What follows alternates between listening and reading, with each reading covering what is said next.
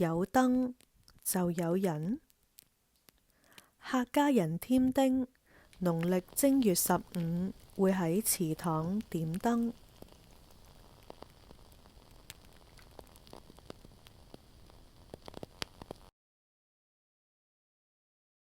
唔點燈，唔點燈就冇光，前面嘅路冇燈光照引，要瞪大眼睛，格外留神啊！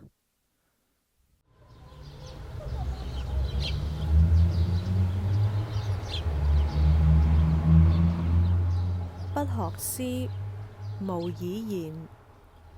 孔子係咁樣講嘅。無以言，即係難以用優雅嘅姿態溝通交際。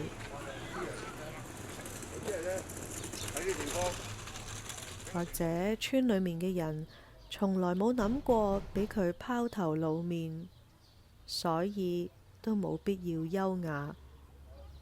所有機會都係點咗燈嘅男人把握。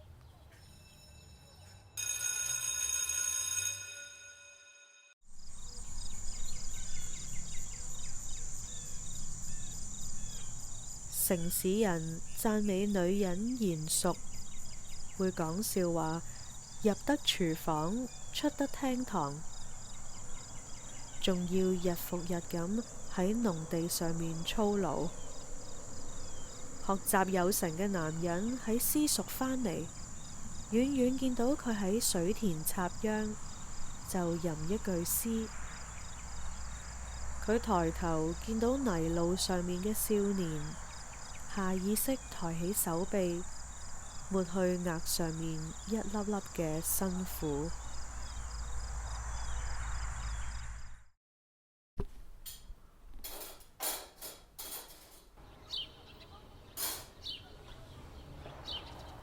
村裏面嘅女人必然會負責製作節日喜慶嘅食物，手藝越好，越得到認同。搓粉蒸糕、鹹甜茶果，佢一雙手都可以優雅。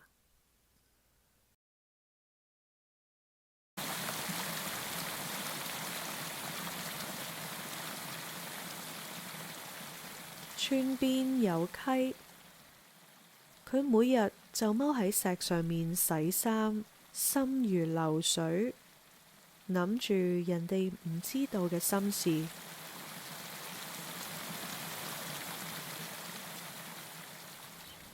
隱約有人唱山歌，歌詞同流水糾纏埋一齊，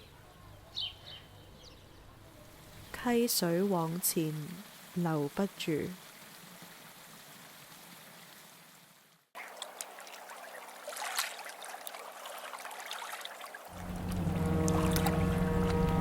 嗰個未必係男女嘅約定，應該係眾人嘅俗成。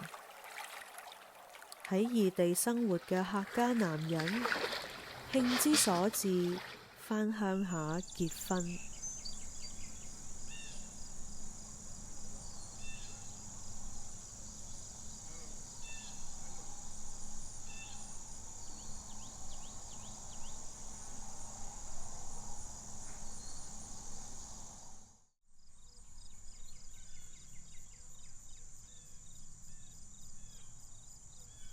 今日嘅婚俗，挑三揀四，謀定而動，但係以前嘅客家村落就遍地閃婚啦。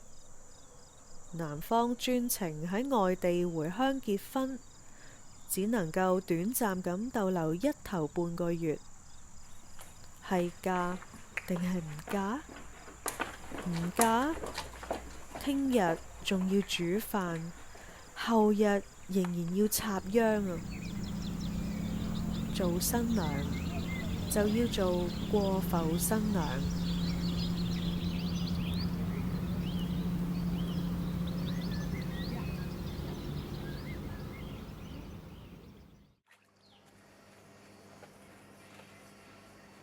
由細到大，天冷又好，天熱又好，都係踎喺廚房，光住手洗碗。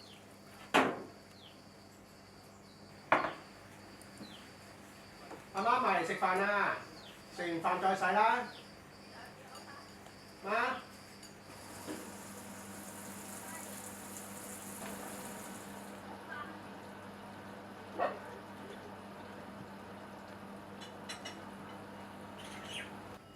喺英國，佢企喺洗碗槽，先戴上手套，先開始洗碟。一個碟係一個大餅，佢洗咗半世人大餅，全身細胞都內化咗洗碗碟先決嘅指令。一見到碗碟，非要洗個乾淨不可。